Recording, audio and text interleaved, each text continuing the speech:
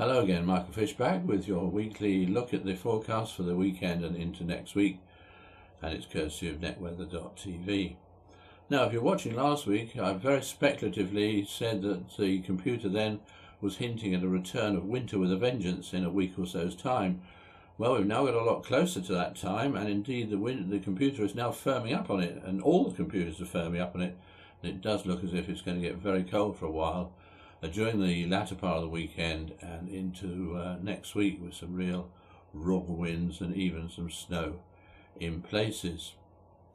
Let's have a look at the temperature of the atmosphere. You'll remember that the yellow colour is indicating reasonably mild weather, the greeny colour, temperatures around normal, and of course, as obvious, the blue colours are when it's cold and the mauve colours when it's really awful. I wouldn't want to be anywhere where the air is that cold. And as you can see, the cold snap starts. We start off with relatively mild conditions over us, but there's an ominous area of very cold air diving southwards over Scandinavia and into Russia, and that turns the corner and floods into the United Kingdom later on Sunday. The cold eases a little bit during the course of Tuesday. The blue air moves away, but it remains on the cold side. That greeny blue is still there, and in fact it's going to stay cold all week. For the reason behind it, we'll take a look at the surface level pressure pattern, which shows high pressure stretching from Greenland to Scandinavia, whereas there's some low pressure over France. Now, that area of low pressure fills and sort of spreads across as a giant sausage across parts of Europe as pressure begins to build over Scandinavia. And the result of those two things is that in between, across the British Isles, we get cold easterly winds picking up. And they are going to become quite strong and really raw as time goes on and the high pressure builds to the west of us. Now, eventually the high pressure will begin to slip north from Greenland to the west of us, and that will turn the winds rather more northerly, although that's still a cold direction, and the high pressure will continue to sink a little bit southwards, so that eventually the winds will turn a little bit northwesterly, so less cold but still far from mild.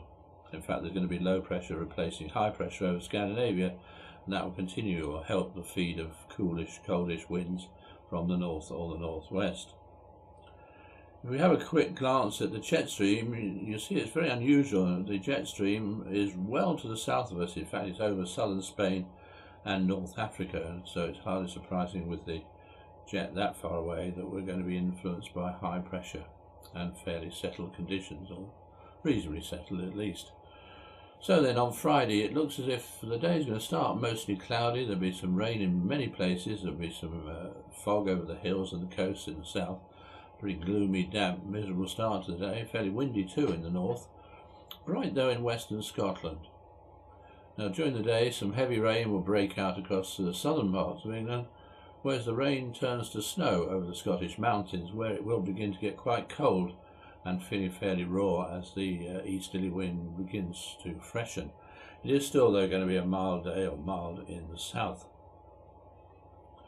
On Saturday, southwest England, the Northern Isles, I think will be fine, but a wet start to the day just about everywhere. There'll be snow, further snow, that is, over the Scottish hills, where it will be quite windy too.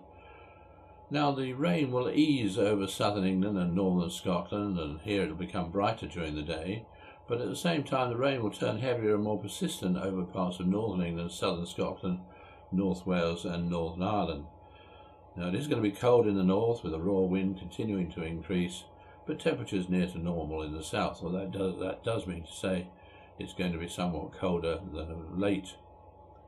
Now, taking place on Saturday, we have two of the Six Nations matches. We first of all have Scotland against Wales, and that'll be in Scotland, and it looks as if there could be some early sleetiness around, otherwise mostly dry, fairly cloudy, but a really bitter wind. You will certainly need to wrap up warm.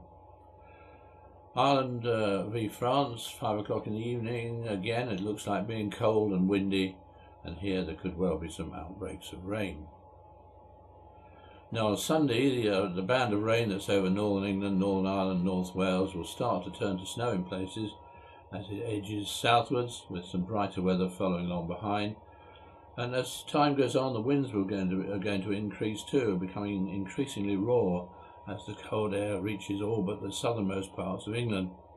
In fact, the cold air will reach the southernmost parts of England during the course of the evening, as the rain band clears away, and as it does so, it will become lighter, but at the same time could well turn to sleet or snow.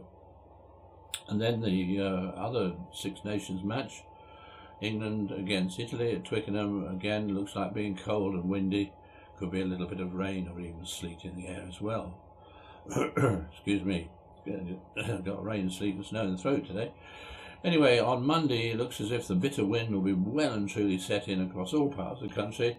It will be mostly dry with sunny intervals, but there will be a little bit of rain or sleet around in the far north of Scotland, and there will be some wintry showers in eastern parts of the country.